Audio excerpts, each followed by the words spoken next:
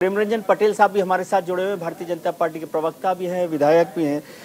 पटेल साहब, जो पटना हाईकोर्ट का फैसला आया है, पहले तो आपकी प्रतिक्रिया क्या है इस पर? और मेरी याददाश्त थोड़ी कमजोर है, थोड़ा सा आप मुझे अपडेट कर सकते हैं कि अभी कुछ महीनों पुरानी बात है कि आपकी पार्टी के नेता नीतीश कुमार जी के नेतृत्व में, बिहार सरकार के नेतृत्व में दिल्ली में आए थे और जातीय जनगणना का सपोर्ट किया था। उसमें कोई बदलाव आया है स्टैंड में? बदलाव नहीं है। हम लोग जातीय गणना के पक्ष में पहले भी थे, आज भी हैं जी। लेकिन सरकार की मंशा पर सवाल है जी। सरकार की इच्छा शक्ति नहीं है जो जातीय गणना कराने का। वो केवल जो है इसको हवा खड़ा करना चाहती है, राजनीतिक लाभ लेना चाहती है जी। सरकार अगर बेहतर तरीके से हाई कोर्ट के अंदर में अगर पक्ष रखती तो निश्चित तौर पे जो आज फैसला आया है इस पर रोक लगाने का, ये फैसला मुझे लगता है कि नहीं आता जी। कभी भी जिस सरकार के साथ नीतीश कुमार जी गए हैं और जिनके साथ मिलकर के महागठबंधन बनाने का काम किया है, उनकी मंशा कभी नहीं रही है कभी जो है ना आरक्षण देने का, ना दबे कुचले शोषित कमजोर तबके के लोगों का कभी जो है उनकी संख्या बताने का या वो राजनीतिक तौर पे महत्व देने का, राजनीतिक शक्ति देने का, राजनीतिक ताकत देने का, ये कभी नहीं रहा है। और नीतीश कुमार उसी की गोद में जाकर के बैठ गए, तो उसी के अनुरूप नीतीश कुमार काम कर रहे हैं। जब तक हमारे साथ थे तब तक उनकी मंशा साफ थी। इसके माध्यम से जो व्यक्ति कमजोर है, जिनको आवश्यकताएं हैं, अध्ययन कर करके इस गणना के माध्यम से उनके लिए योजनाएं बनाने का और उनके लिए योजनाएं बना करके उन योजनाओं को पहुंचाने का, यह मंशा साफ थी। पटेल साहब, यदि इसको, आपकी बात को मैं दोनों बातों को सही मानता हूं, आपने जो कहा दोनों बातें ठीक हो सकती है कि नीतीश कुमार सरकार ने कमजोर लीगल एक्सरसाइज की और या पॉलिटिकल विल नहीं थी, इसको मैं ऐसे मान लेता हूं जो आपने कहा।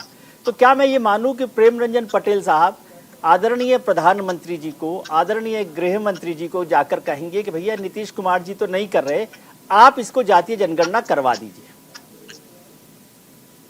देखिए, सीधे तौर पे मामला बिहार से जुड़ा हुआ मामला है जी। और बिहार का जब प्रतिनिधिमंडल प्रधानमंत्री से मिलने गया था तो उसमें भारतीय जनता पार्टी भी साथ साथ थी जी।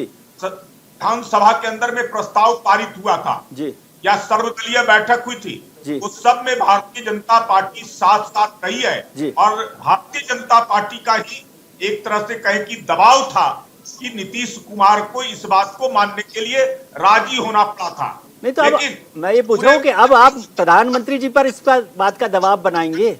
उसी पर आ रहा हूँ कि पूरे देश के स्तर पर ये अगर मामला को ले जाएंगे तो पूरे देश के स्तर पर इसकी आवश्यकता अभी महसूस नहीं हो रही है। जिन राज्यों को इसकी जरूरत है या जिन राज्यों में इसकी आवश्यकताएं हैं, तो राज्य अपने हिसाब से इस गणना को करा सकती है। ये पहले भी हमारे प्रधानमंत्री जी ने कहा, हमारे गृह मंत्री जी ने कहा और हम लोगों ने सहमति देने का काम किया। तो निश्चित तौर पे बिहार की सरकार अगर जो है चाहती इस गणना को कराने के लिए, जो निर्णय पहले हम लोगों के साथ रह करके लिए थे, उसको ये अमली जामा पहनाने का काम करते।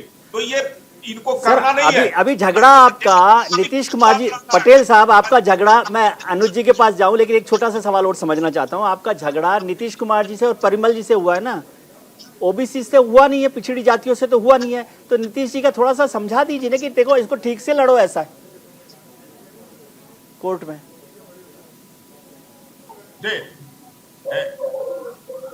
हमसे पूछ रहे हैं जी? हाँ, मैं कह रहा हूं कि कुमार जिस पार्टी के साथ गए हैं या जिनके गोद में बैठ करके राजनीति आज कर रहे हैं, उनकी मंशा साफ नहीं है।